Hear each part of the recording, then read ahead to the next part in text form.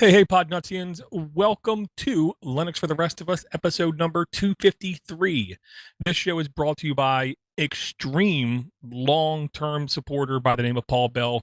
Paul helped Podnuts with Linux for the Rest of Us. I want to say starting around episode 10, he helped make the notes more legible and digestible for people. And he's just been supportive throughout the whole time. So I definitely give a big, huge shout out to Paul. And say thank you for all the support throughout all the years. Also, I'm going to say hello to Bruce Patterson. How's everything going, Bruce? Door, everything's going pretty well. It seems like we got a little catching up to do.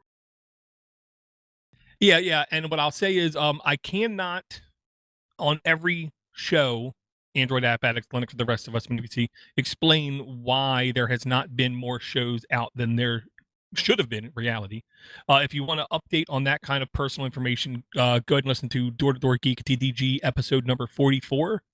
I go into some good detail about all the things going on physically, at least with me and health wise, which has made it at least a little bit difficult to record as often as I would like to. Well, and also, I mean, with the pandemic being the way it is, it's drastically altered some of our lives too, and some of the things that we're doing. So yeah, I think for some of those who are looking for a relief from computing, it was a moment to step away for a little bit too.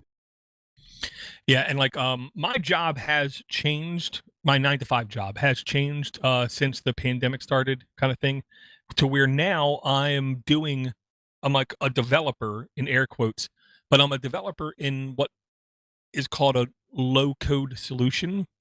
So while before I could literally bring my Pinebook Pro into work and do all my research on that, and then go to my Windows computer and do my normal work, now I'm literally spending many, many more hours in a Windows ecosystem to get the job done. And I'll say Windows is just as brittle, just as fragile, just as fractured and like hurting as ever before. The only difference is I think now it's easier for them to get things back to like uninstall patches that break stuff, or just, you know, to reinstall .NET if needed or stuff like that. Yeah, but I think the biggest thing that still affects them is the changes usually still come without warning or very little warning. And, I'm quite frankly, I'm really sick of Microsoft in general. I'm not going to go on a long winded screed about it, but it's just the fact of the matter is that, every time there's a change made to Exchange, something inevitably impacts either the end user or the administrators. I can't tell you how many times I've opened up the admin panel to see that something else has changed within the admin panel. And then the email, like anything else, shows up 2 days later. It's like, that's not helpful. Yeah, I mean, I do believe most of their changes are just for changes' sake, just so they can say it's changed. But I will say one thing that I actually really like when I'm in Windows is the ability to just hold down Start, hit Shift and the letter S, and get a quick screen grab and have it copied to the clipboard. And then it pops up in the bottom corner. And if you want to, you can click it and then do highlights and stuff to show people what's going on your screen and why something isn't working. Um, And because of how well that snipper tool, I believe it's called in Windows, does seem to work just, really fine. I then said to myself, I have to go find a Linux tool that I don't want to say is as good. I don't want to say it's better. What I will say, it does seem like it's more functional than that normal Windows tool, and it's called Flame Shot. Um, you can go ahead and install it basically from what it looked like on anything, any distro, whether it be uh, an ARM based, Intel based, Arch based, Ubuntu based, Debian based, or whatever. And it's really easy to basically launch it and use it. The options are insane. You can easily capture a section of a screen and then very quickly add text to it, or highlight to it, or crop it out, or change some other things to it. There's one click upload it to, I want to say, Imager if you want. It also has the ability to take multiple screenshots. So what I mean is, you basically just hypothetically go through your routine, take 10 screenshots back to back to back to back to back. Then you can literally open the app and go through your screenshot history and then annotate each one, save them out. Like if you're trying to document a task kind of thing you have to do. Um, this might be my new favorite app that I found on Linux, maybe in like 2 years is what I'm going to say. It's like crazy functional, and the keyboard macros are like second to none. They're like unbelievably useful. Have you ever been tempted to take a screenshot and then sell it as an NTF, or what is it, an NFT now? NFT, yeah. If I felt like it would be worth anything, but I can't picture anything on my screen is going to be worth anything. Well, you never know. People are overpaying for the dumbest things on the internet these days. Well, and it's like, oh man, I'm trying to remember the movie. Okay, tangent. Long story short, my son is 15, going to be 16 next month. Me and my wife have, for the last like 2 years, every so often stopped and said to ourselves, "Self, this is a movie that my son needs to watch just so he can understand, humanity, comedy, blah blah blah blah blah blah blah blah blah." And there was at least one movie where the guy was trying to do something, and everyone around him told him how stupid he was, but it turned out that was the thing to make money. Maybe there is something on my screen or something, but I don't gamble, and that's the whole thing. I don't invest in Dogecoin. I don't invest in Bitcoin. I don't invest in slot machines. I don't want anything to do with non-fungible tokens. Well, it's funny because at one point I actually, it was weird. Maybe it's just, cerebrally, I knew this was in the back of my mind, but I was actually looking for an actual Dogecoin the other day because I know that a little while back somebody was minting them in silver. And I thought it would be fun just to have one.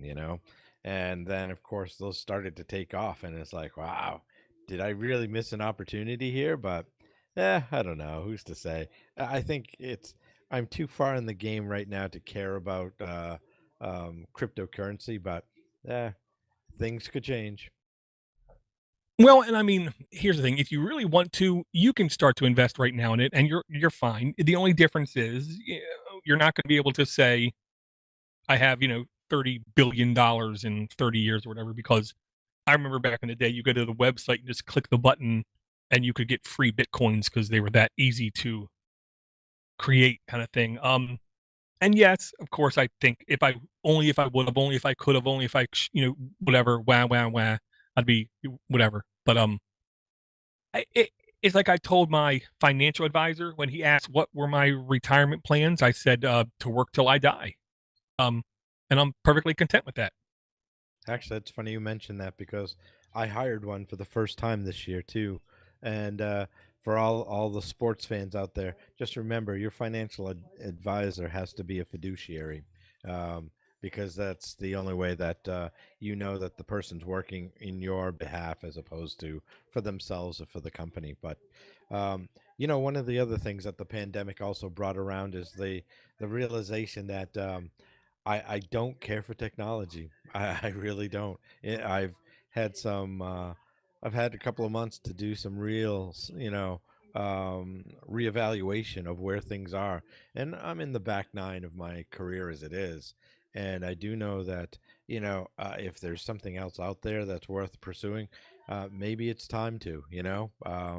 It's. I won't say I hate computers, but I'm looking forward to the day I can finally turn it off. Yeah, I mean, there's a lot of people like that. I will say, it's kind of like the people who say, uh, "Do what you love, and you'll never work a day in your life." Um, Between you and me, those people are lying through their teeth. If you do what you love as a job, you're going to work 120 hours a week and end up hating it. That's the real truth of doing what you love, which is why I'm okay working my 9 to 5 in the Windows world now. So when I get time to clock out, I don't have anything to do with Windows anymore. But here's another stupid Windows thing. If you have to use Windows and somebody else has to use Windows and you have to give them help and support, or they need help and support, it cannot be any easier. Windows key, Control, and Q, I believe it is, 99% sure, and that's quick access. Literally, you just hit those three keys and it pops up with a 5-digit code or give access. And quite literally, you just tell the other person, "Give me your 5-digit code." You click the I want to help somebody, and you type in that 5-digit code, and you're instantaneously connected to that other person's computer with complete control. Um, it makes I don't want to help people, but if I have to, then that's how I'm going to do it when they're on Windows. Well, I think one of the great parts about it is that it doesn't matter whether you're using Teams, whether you're using Zoom, or some variation of a support service application like Bomgar, for example. It's funny because these days I actually find myself doing screen shares because, oh, holy cow, some of our folks that we support really, they're not computer savvy, and we insist on giving them computers anyway. But it's just a lot easier to remote into a machine or set up something where you can actually see what they're trying to do and then go from there. So, at least this kind of technology is actually caught up to the 21st century now. It's definitely done a good amount of catch up, but yeah, I'm kind of like you in the sense of, if this is Star Trek: The Next Generation, I don't want to be Geordi LaForge. I don't want to be the guy that is the only guy around that seems to know how everything works. And whenever something breaks, you look at me. I really, to a certain degree, do not want to be that guy. Um, I'm okay with my family and friends thinking I'm an idiot and not pinging me random times. Hey, no, you know that thing? No, no, I'm okay with being, just like a red shirt guy in the background. Well, I guess one of the things about it is that still all people need to do is hear that you're in some form of IT, and automatically you've become their de facto help desk person.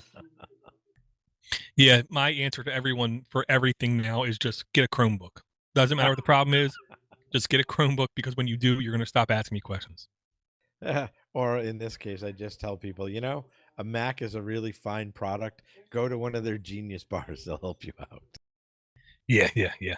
Um, there's another website I want to mention, just so it's in the notes, just so it's there. And I want to say I got this website from Zoke.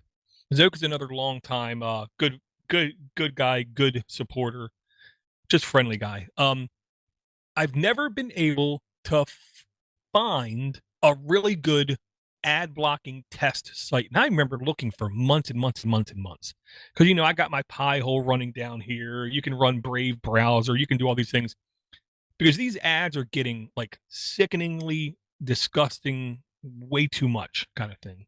And if you can block like your entire network with ads, it makes doing normal things, whether it's just looking up a menu from a restaurant or something, just so much easier.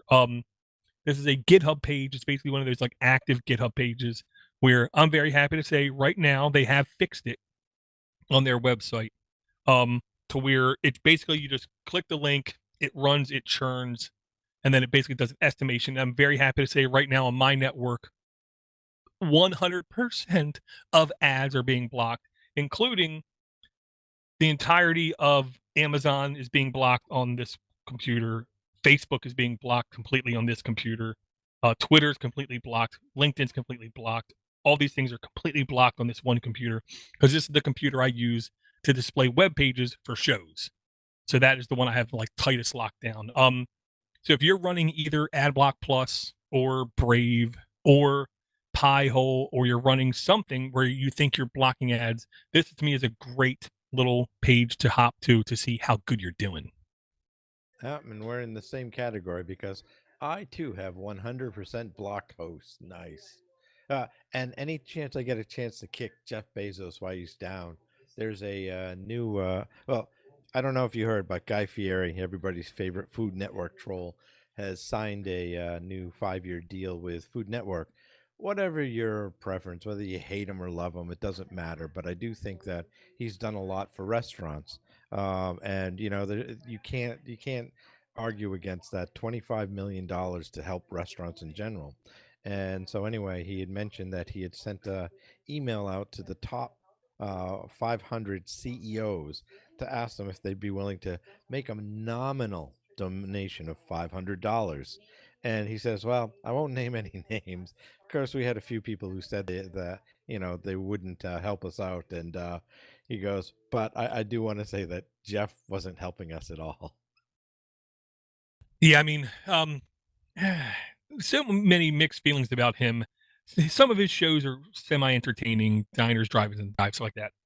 As a person, he seems like a maroon, a moron, whatever. And then when I heard all the help he did during the restaurants and servers and stuff outside that, nope, can't say anything bad about him now because he's actually using his status of a celebrity to actually help other people besides himself. And a lot of celebrities don't seem to go like too hard in doing that, where this guy literally seemed to spend like 3 months straight doing nothing but waking up and trying to get restaurant people more money. Because if there was any industry that was hit hard, it was movie theaters and restaurants. Oh, absolutely. And another new hero is that has emerged through the pandemic, oddly enough, Dolly Parton, for a couple of reasons. One was a Tennessee town had a fire, and I think 36 homes were devastated. So she basically helped give $1,000 per person for 6 months until they got back on their feet. You know, the government doesn't even do that. And the last thing is she's also a an investor in the COVID research and gave money to help fund the vaccine for the antivirus. And if you didn't need another reason at this point, I'll give you one more anyway. She was also responsible for funding Buffy the Vampire Slayer. That is true. I will say she didn't know she was a donator to the vaccine initiative because she's so busy doing things. She literally has a team of people that she hired, that she trusts, that she knows intimately, who she basically says, you do investment on my behalf. And she doesn't, mess with them, kind of thing. I am not a fan of country music whatsoever, except for maybe some Hank Williams Sr. or Hank Williams III, which is kind of like not popular these days. But she is class, like Betty White. She's just class. Anything Dolly Parton does, I have no problem in saying I support. And that was another movie that my son and me watched just last week, 9 to 5, with Dabney Coleman, Dolly Parton, Lily Thompson, and Jane Fonda. And the whole time we watched that movie, my oldest son just could not stop cackling and just giggling like a little girl because that is, I think, one of the better movies to watch. No doubt. And for all you Criterion film fans, they actually just wrapped up Jane Fonda month on in February. So there you go.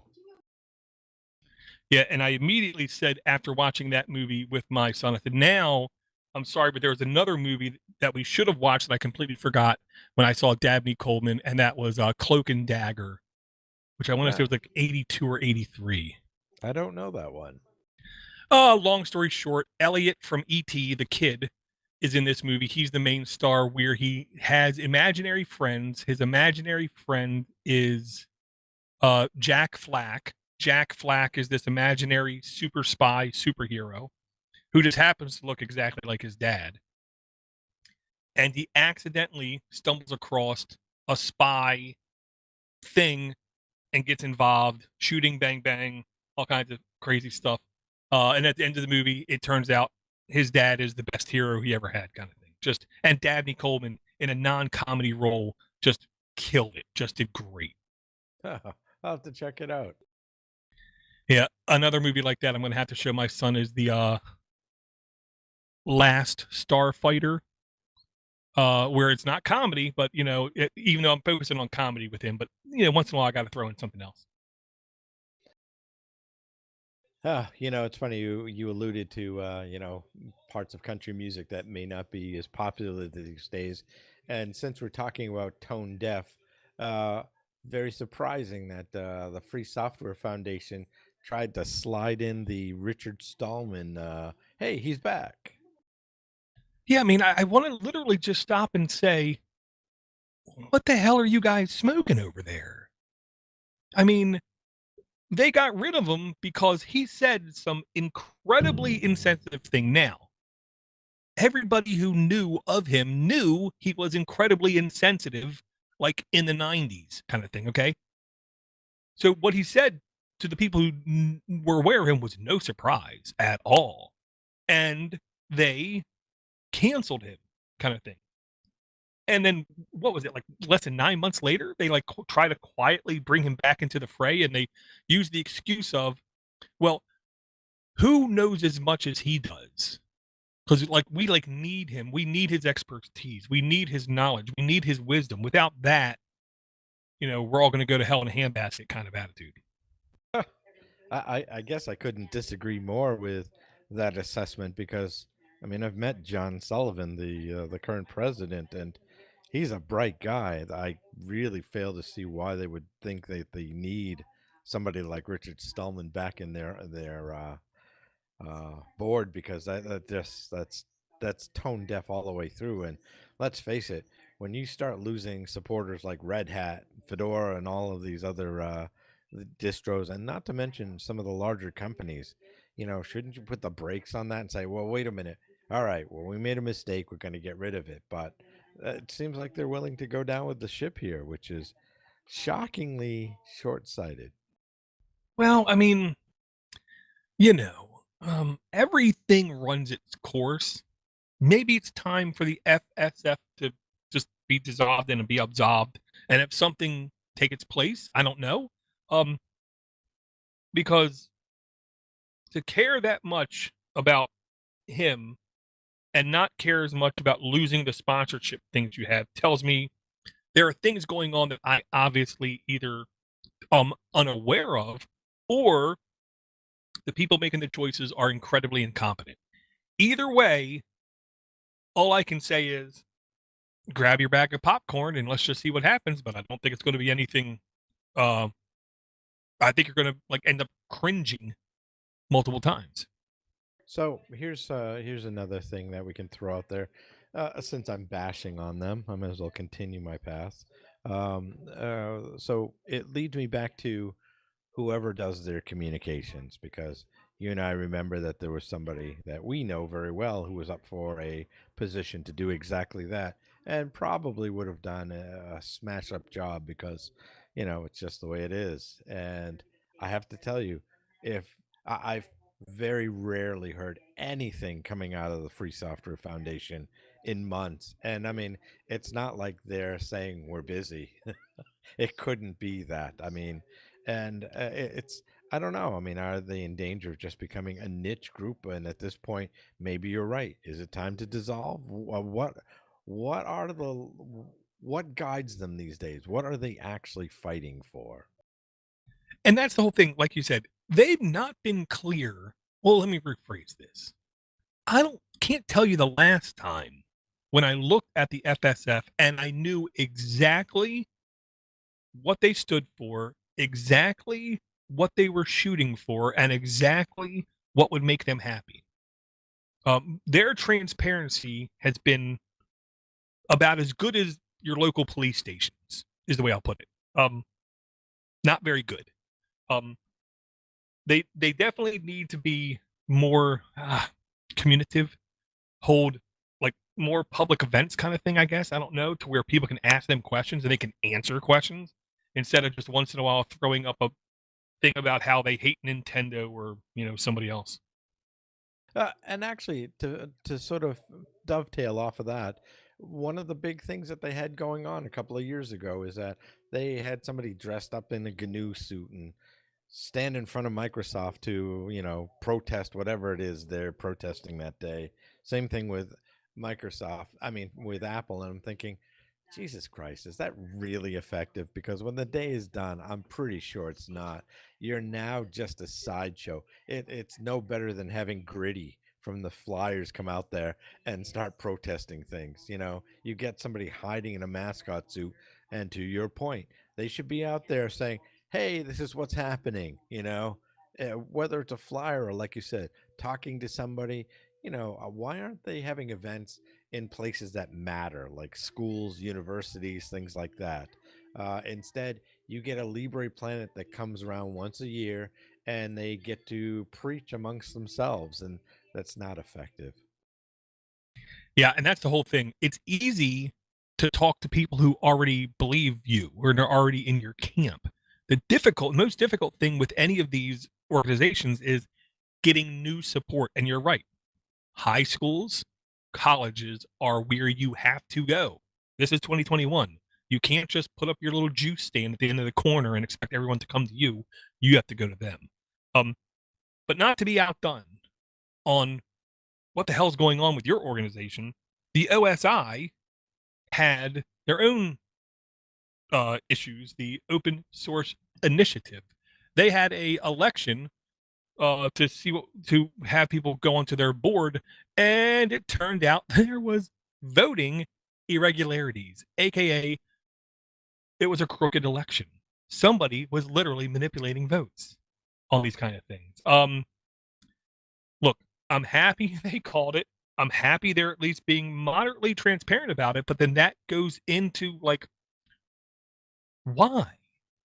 What do they have to benefit? So I'm going to have to say there must be some monetary gain or some ability to manipulate some funds or something for you to want to have to manipulate the vote to be sure that you're on this board. So then I would have to stop and say, let's reevaluate the board's responsibility and what they're involved with. Because if somebody's trying to manipulate the votes, that means that there's some kind of payoff being on this board that, again, I am completely unaware of. Well, I think the other thing that also should open the doors to is actually investigation into their status, if they are, either a 503 or some kind of nonprofit, because the salaries that some of these boards give are unbelievable. I mean, these are people that get to sit on the board, and for what? There's really no um, accountability, I guess is one word for it, but there's also no output for these people. They sit on a board to make decisions about things that don't really affect a majority of people. I mean, uh, again, I think at this point it's time to reevaluate what these boards actually do. Yeah, and I mean, the only one not in the news recently with this kind of thing is the Linux Foundation of all groups. So apparently they're either doing really good at keeping their dirty stuff private, or they're actually trying to do a good job of actually staying clean. I can't tell which one's true. I still wrestle with them because my still I've always asked this question year in year out. What is it that you say you do here? Because it's not guarding Linux kernel apparently. Um, and that's actually a story we could probably go into in a little bit too, the pros and cons of what the University of Minnesota did to the kernel. But again, with the board, I don't understand exactly what the Linux Foundation is doing. They're making certification for Linux admins a little cheaper, but again, that's such a drop in the bucket. Yeah, I'm not going to lie. I was trying to get a completely impartial just report on what happened with the Linux kernel. And then it seemed like they were almost purposefully trying to put bad stuff in there just to show, hey, it's easy to put bad stuff in there. But I couldn't get like direct, like straight answers when I was trying to read it, partially because there was way too many words in every one of those articles I was trying to go through. Well, and to your point, I think one of the things that I kind of read in between the lines on that too, because one of the engineers from the university actually had an open letter apologizing to the folks who maintain the kernel, because uh, I think that really what it was that I get what they're trying to do, and I mean, quite frankly, who else within the kernel actually does provide such things? It's nice that somebody caught it, but again, how do you police the kernel in a way, and how do you test against vulnerabilities? Yeah, and see, and that's where you need independent third party auditing, independent third party like security probing kind of thing is what I'll say. It's one of those things. I'm just gonna sit on the sideline, wait for all the dust to settle, wait for weeks to go by, and then search for what I consider to be trusted sources like Stephen Von Nichols or somebody like that to just put it in like plain English. Well, and you also have John Corbett, who's a kernel developer, and his website, lwn.net. So I actually haven't looked at their site yet to see how they've reported on it. I should absolutely do that. Okay, well then I'll give a distraction to everyone else. I kind of enjoy when people figure out inventive ways, I'm going to put it, of gamifying education. Um, Another like tangent. The long and the short of it is, I believe the future of the best education is making it interactive, gamifying it in such a way to give the people a reason to keep learning. For high scores, for prestige, for show off, not just to get A's and B's and C's and D's kind of thing. This is called Over the Wire, and this is basically a website where it takes you through your bash skills. The more you know about your bash skills, the better you are going to be able to get through these games, is what I'm going to say. And the reason I found this was because their game Hacknet. Literally, it's a game called Hacknet that I bought on Steam that I showed my nephew and my son it, and it's very Linux-ish, but it's super simplified. Command line, you can do a lot of stuff on the command line in the game.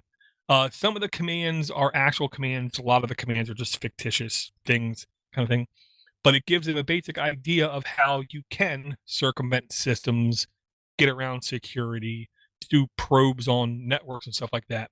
Where this is more actual, usable Linux commands, where it is true bash command kind of thing. I thought this was cool. I played with it for about 20, 30 minutes. I didn't make it very far, is what I'm going to say, because everything I do on the command line, I have to look up examples for, or else I can't remember them.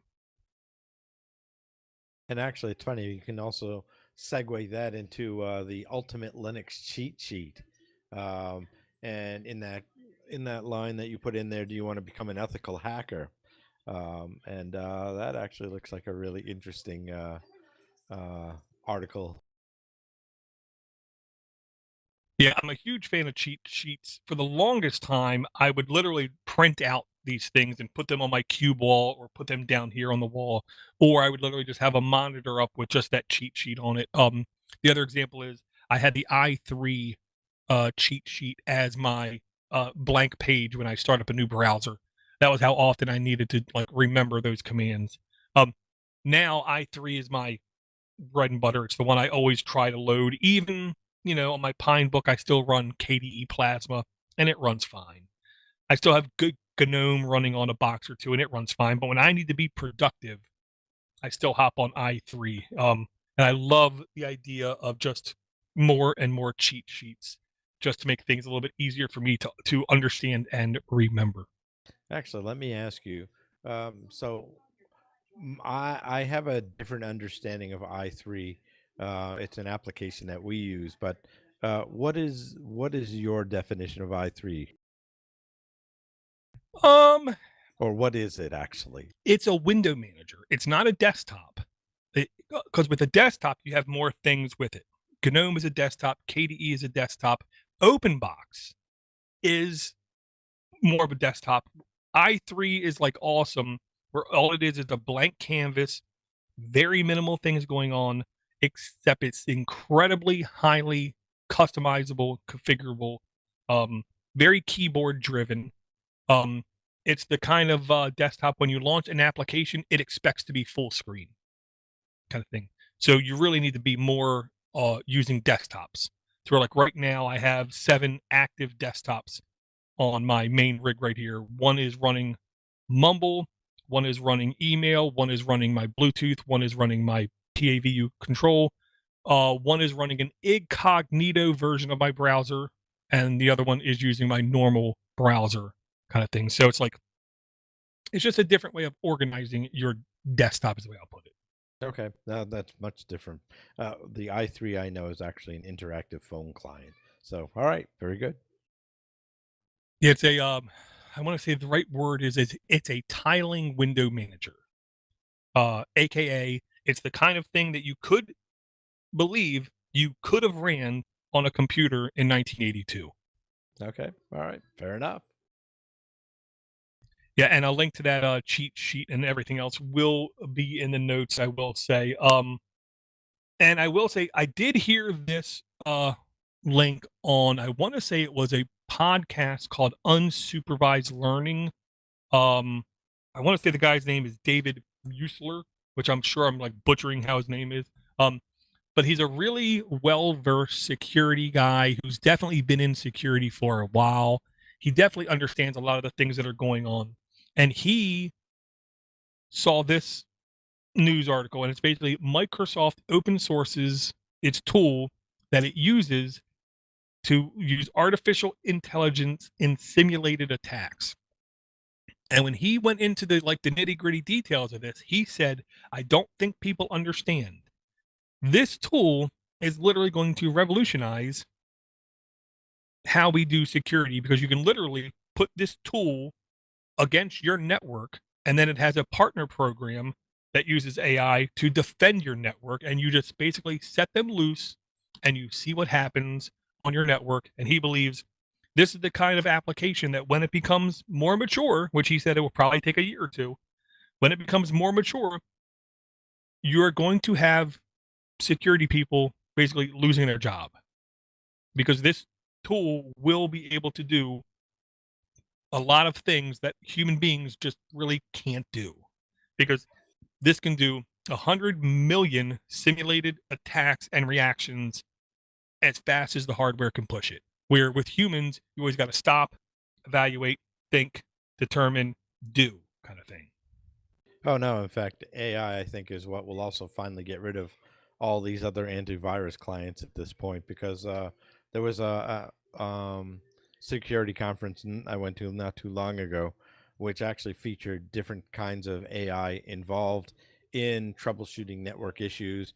Basically, things like Logic Monitor and there's one I think called Dark Trace, and I'm forgetting some of the other ones, but the way they employ AI in these things is phenomenal. I mean, it goes. I mean, one of the things that I love about it is just the ability for it to learn once you've programmed certain parameters around it, and then it makes decisions in under a what is it, a tenth of a second.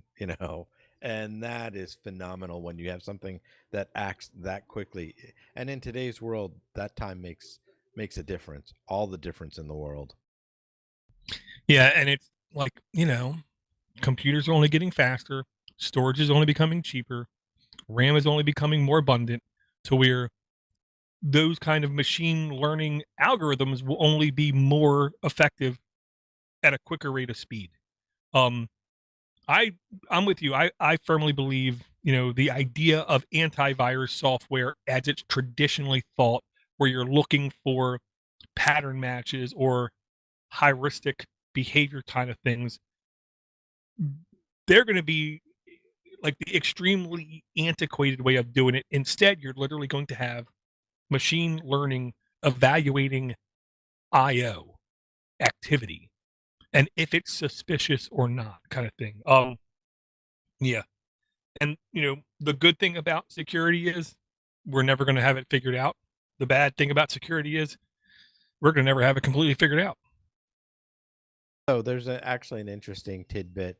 So Harvard University has employed Watson to handle help desk duties. So I'd be very curious to see how that plays out over the time and how it actually impacts the service desk in general. Because, obviously, if you have a computer that can learn all of these issues over time, there are some people that say it could cost them their jobs, but I don't know. I mean, there's still going to have to be somebody who trains the computer on what needs to be done. And let's face it, the one of the things that I've understood over the last year is that there's a term out there called break fix, and that's something that it's a buzz term. It's a term used by CEOs who don't understand the technology that their companies run, and nor do they understand the customers nor the support service folks. But anyway, that's a term that's being used, and the consensus thinking here is that that stuff is all going away. Well, my friends, as long as Adobe keeps making software, that's false. Um, Microsoft, as long as they keep putting out their OSs, that's false. So I don't think we have to worry about anybody losing their jobs in those realms yet. Yeah, and there's a term for this, and I don't know what it is. Or let me rephrase that. There should be a term for this. If there's a term for it, I don't know what it is. But I picture like the industrial press squishing, and then stuff always has to have a place to go. I do believe a majority of middle type of computer jobs will be going away, and they're going to go to the extremities. You're always going to have the super smart system administrator, master orchestrator doing things, but maybe you don't need as many database administrators. Maybe you don't need as many application administrators. Maybe you don't need, those kind of people, but you're always going to need tier one support, tier two support, tier three support, and you're always going to have like the super administrators above everything. And hopefully their pay goes up when those jobs in the middle, kind of like go away. So, that's one of the things that I think about all the time because one of the security measures that we've implemented at work is now if anybody works in Active Directory or you work with servers or desktop applications, things like that, we're now part of the Microsoft tiered security services. So, tier zeros are supposed to be the DOM admins. Tier one are for folks who manage servers, and then tier two are for the folks that handle desktop applications. And I like the layer of security that this affords because for folks who basically you're not able to run the server off of your own machine anymore, nor are you allowed to connect to it directly. You actually have to have two-factor authentication to it, and I like that aspect. That's probably one of the few items that Microsoft actually has right in terms of tiered structures. But here's the biggest thing out of all of this. I think that until the customers or the people, our regular workers who use computers, actually become a little bit more savvy, I think this the sort of setup we have today is going to remain in place easily for another decade because the thing is that one of the phases that we've seen come and go is customer self-service, and the bottom line is a lot of people say, well, we put the power in the customer's hands. Well, here's the thing: if you don't train your customers how to use the product, then you're finished right off the bat. Because at this point, you really will need all of those people we mentioned. You'll need somebody to man the help desk because they might get them through the simple aspects. But then it gets escalated to tier two, and then tier three will say, "Oh yeah, here you messed up all the security measures on this particular folder, either in SharePoint or you messed up a security group somewhere else." So um, I don't believe that. I think right now, this is the best customer service and our customers in general will be. I don't think it's going to get any better at this point because the new generation is in the workforce now. They've been in the workforce now for 10 years. So if they don't understand the technology that they use their company, then I don't see how this gets any better. And let's face it, I'm willing to go out on a limb with that assertion because we had half of the country that voted incorrectly in the elections, and it was no small number. Well, it doesn't matter who you are, you think half the country voted wrong, unless you're like me and I did my traditional thing of throwing my vote away, voting for the third party, to where I believe like 98% of the people voted wrong.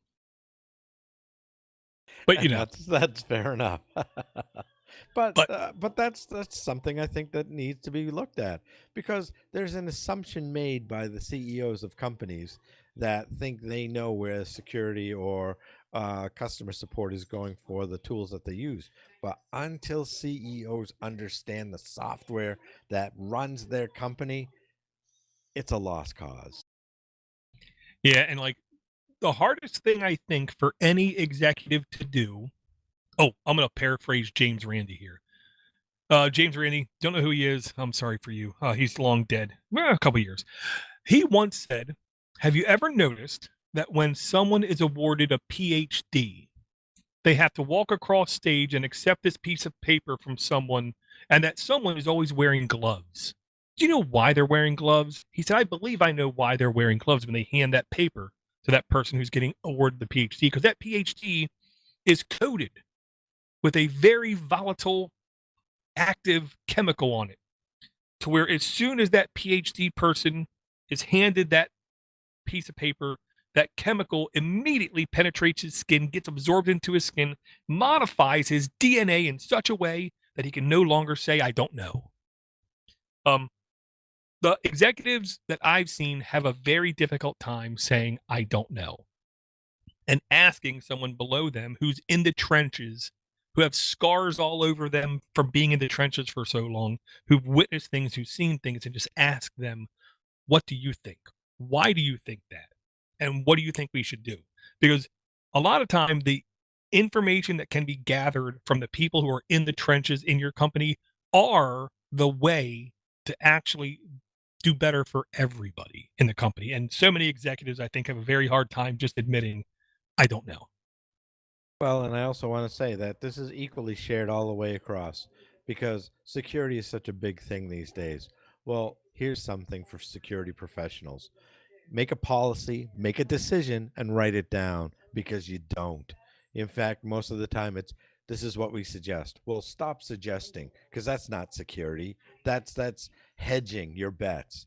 Make a policy, stick by it, and always know that it can be updated. It's supposed to be, because nothing is ever static. But in terms of what security does these days, there are a lot of frauds in security today. Yeah, I mean, security is IT security is one step away from being a con man. Um, because a lot of times you don't tell the person what to do, almost like an auditor. You just tell them that you did something wrong. And it's like you don't want to tell them what to do that's right. You just want to tell them it's wrong. And you then like force them to try to figure it on their own. There needs to be a security team, dare I say, a white and a black security team, where there's a security team telling you what to do, that it's right, and then a security team to say what you're doing is wrong. And the two should never meet. The two should literally be on opposite sides of the building. They should never even know the other one exists. But when I interact with security people, I'm sick and tired of them just telling me what I can't do. Stop giving me the OWASP stuff and stop doing this. Just tell me what I should be doing. Well, and let's not. Common sense should rule the day as well. Let me give you an example. So we have departmental accounts at work, and the bottom line is that these are Microsoft objects. They're all in Active Directory, and best practice means that they're also managed by security groups, and you should never put an individual directly on anything. But more importantly, the reason why they're added into security groups is because you don't password enable these accounts. And yet, our IT security folks thought, yeah, this makes sense. Only a couple of people have it. Well, listen, it takes one person to get fired on a Friday night and then have the whole weekend with the password to this account that we can't manage, and he sends hate mail across the schools and everyone else. We've had that happen several times over the years. I don't know why it is so hard to make the right call on these things.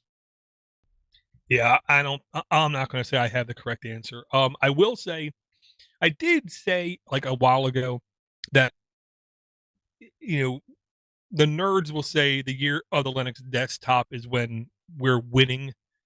No, I mean we've already won. Open source is everywhere. Every company is like dying to say how they're doing open source. Microsoft won't stop donating code to open source. Oracle is even donating code to open source. The idea of free Libra code winning, I think it's basically done. We've like crushed it. We even have code right now on Mars thanks to the most recent rover over there. When open source code is so trusted that NASA will put it on their objects, I don't know how much better you can get with being solid, being trusted, being, a source of like a trustworthy code than for that. So that's the kind of thing that I love seeing, and all this rover stuff I've seen in the last couple like weeks to months has been some of the most awe-inspiring stuff that I think I've seen in my life. Actually, there's an HBO documentary. If folks have a chance and they have HBO, look for it. It's what is it? I know it's a year old. It's 2019 Year of Science Stories, and it's phenomenally interesting. They were showing pictures from all of the space flights, whether it's to Mars or whether it's leaving the galaxy. The pictures that we have now of Saturn and Jupiter and planets like that, phenomenal, phenomenal. So I've been sort of getting into astronomy and cosmology, and I like these kind of things. There, I find them incredibly interesting. But anyway, sort of circling back to something else that you had posted. This was for tablets, Linux on a tablet, because I'm in the market for one, and I was hoping that Jingo S, the Jing pad, would be it, but not so sure yet. I've seen a couple of reviews of it, and it still has some bugs. But let's go into this. What drew you to this article? Well, I mean, I do think that like one of the more important future interfaces of computing will be open source tablets, kind of thing, and we're just not there yet. I mean, we've had a couple companies um, putting out, and for them to say like this is like one of the first, this is the first Linux tablet is a lie. Um, because I have one sitting right here. It's like months old. Um, it's a difficult thing. That's what I'm going to say. For to bridge that gap between mobile devices and computing devices. You know what I mean? To be productive on a tablet seems like it's not as easy as I thought in the past. I want Jing OS to be successful. I want Jing OS to push the barriers. But just like Creative Labs made the Diamond Rio, which was a fantastic portable MP3 player, nobody remembers that one. All they remember was the iPod. I hope Jing OS can keep pushing it further, but I'm pretty sure that they're not going to be the first ones in air quotes to do it right and to be really successful and to get wide scale popularity. The one thing that made me almost upset was that the Jing OS seems to be getting good momentum, but for some reason they're not doing software for the Pine tab, which is a very good, I think, hardware platform to try to export your KDE Plasma interface to. I don't know why they're not, but they're not. Well, also, to be fair, they are still new out of the gate. However, one of the reviews that I did see earlier, with the only thing that opened up was a terminal, they're actually using up 3 gigs of RAM. So that's a little bit of a problem if you're going to try and become a tablet, and hoping that you can move this platform over to other mobile devices, because that's not going to work too well. Well, I mean, RAM is getting cheaper. It is almost at the point where it's going to be difficult to buy a smartphone with less than 3 gigs of RAM, and we do have phones out there with 8+ gigs of RAM in them. We have, to be honest, um, Elon Musk, Starlink, putting up all these satellites. We have China putting up insane amount of micro satellites, which are basically phone motherboards kind of thing. Because of the number of smartphones being sold, because of the number of all these things being sold, we're going to keep getting more and more and more RAM. Where I have no problem in saying this time next year, it's going to be really difficult to buy a phone with less than 4 or maybe even 6 gigs of RAM in it, which means we should be able to get an affordable, in air quotes, tablet with at least 4 gigs of RAM in it for hopefully less than $120 is what I'm going to say. So maybe it's like the Bill Gates RAM thing where maybe they're just shooting a little bit ahead to where what their platform will maybe hopefully be optimized for hardware 6-8 months from now, kind of thing. But yeah, I looked at the reviews for the Jingpad A1, and I am like a Linux beta tester. You know what I mean? I have no problem giving money to people when all I'm going to end up doing is just giving you money.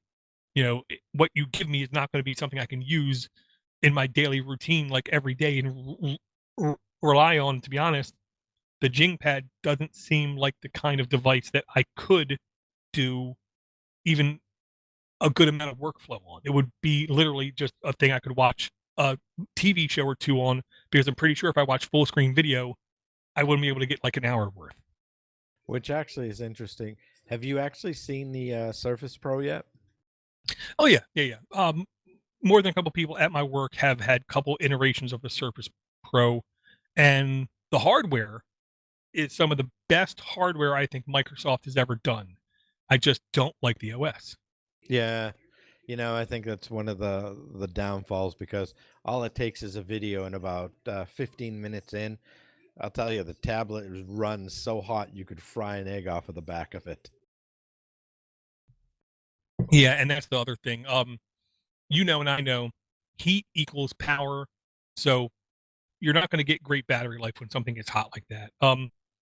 I wish Jingpad all the luck in the world, but I'm going to also tell them very bluntly, you have to support things like the Pine tab.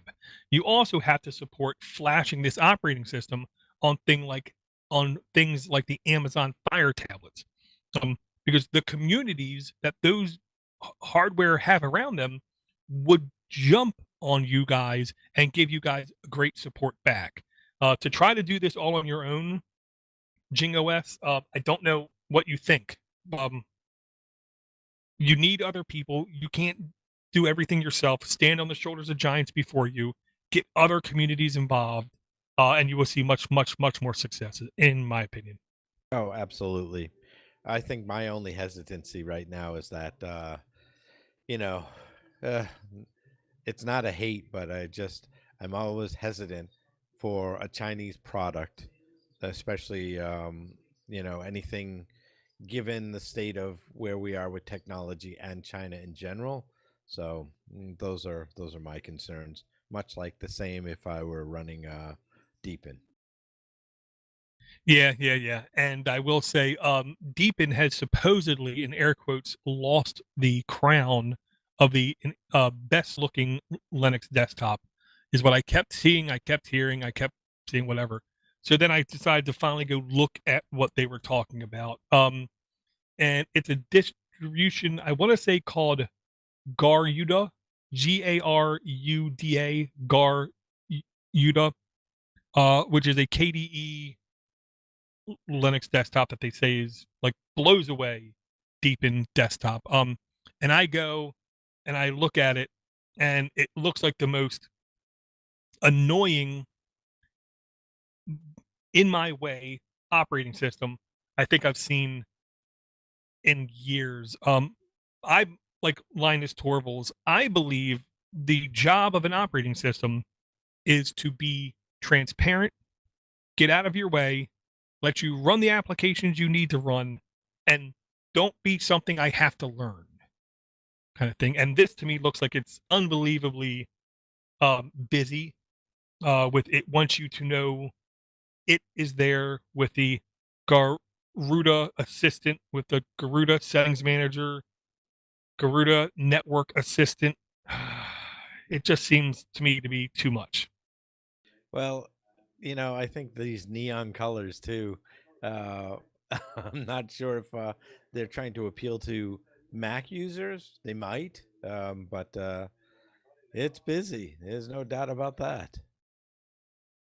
Yeah, and I mean, I understand, the idea of having something up and having a coworker or a friend walk by and like look at it and catch their eye with it. I understand that kind of appeal, but you know, that's not going to like win you like a championship if you're in a sport.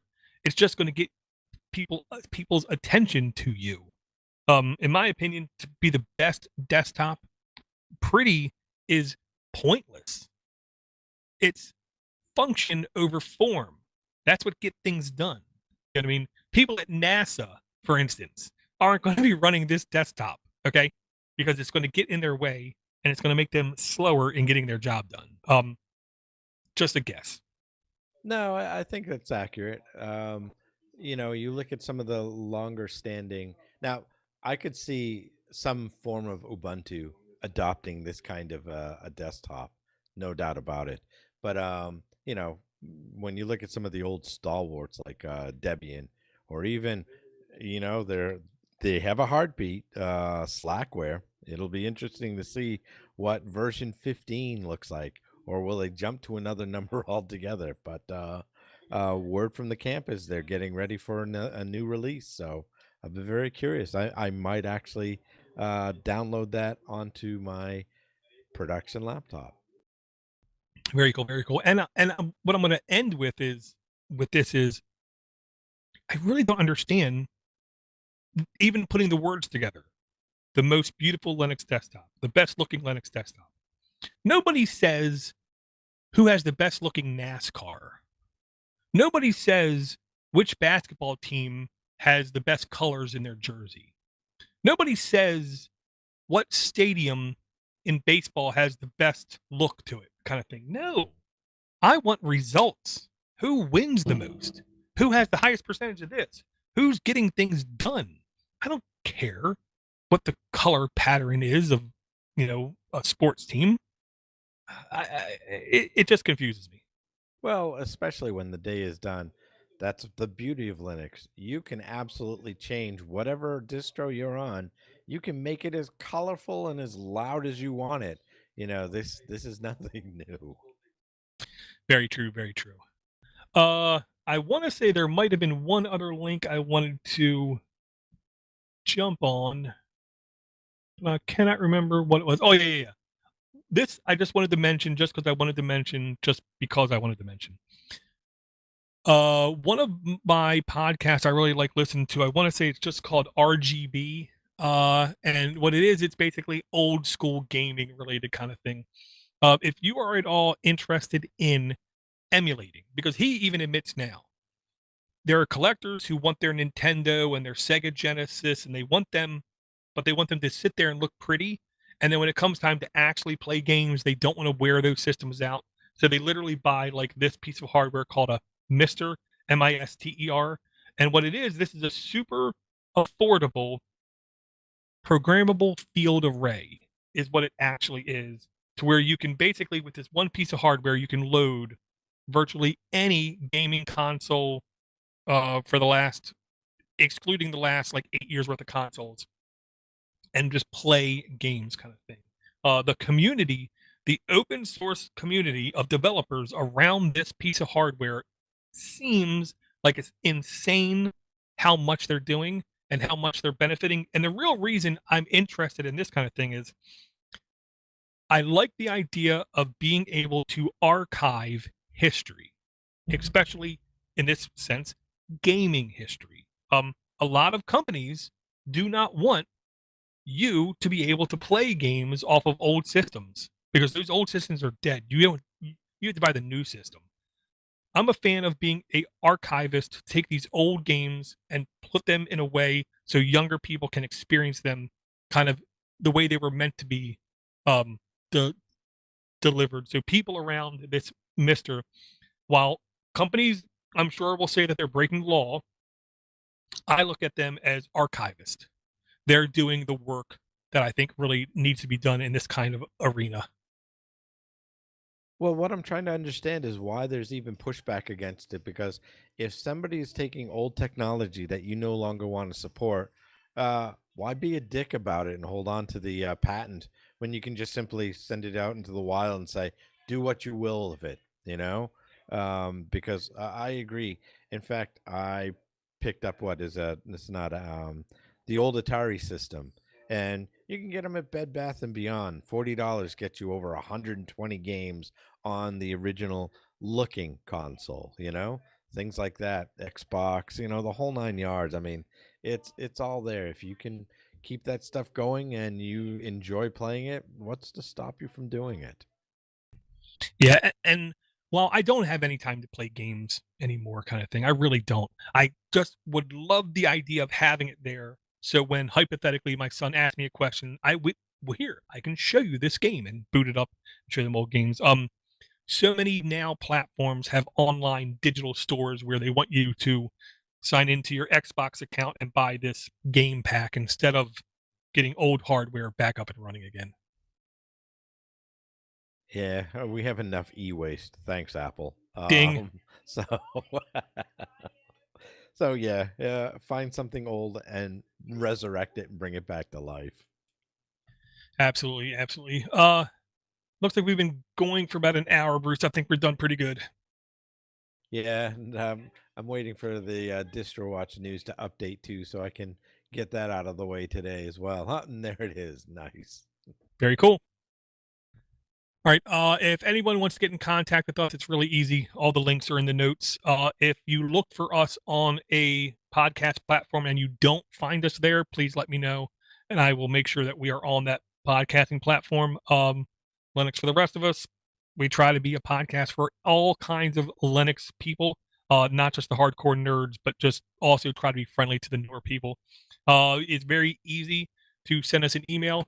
You can just send us an email at podcast at linuxfortherestofus.com. Or you can just go to the website and click on contact. Do you have any parting words, Bruce? No, actually, it's been good to circle back and after a long hiatus, sort of get back into the swing of things. Yeah, things will be getting better. I believe I'm going to have my surgery in less than 2 months, but we have to wait and see. Nice. Well, good luck with that. Thank you very much. And with that, I want to thank everyone for subscribing. Thanks everyone for downloading. Thanks for the patience with everyone. And we will hopefully talk to everyone again real soon.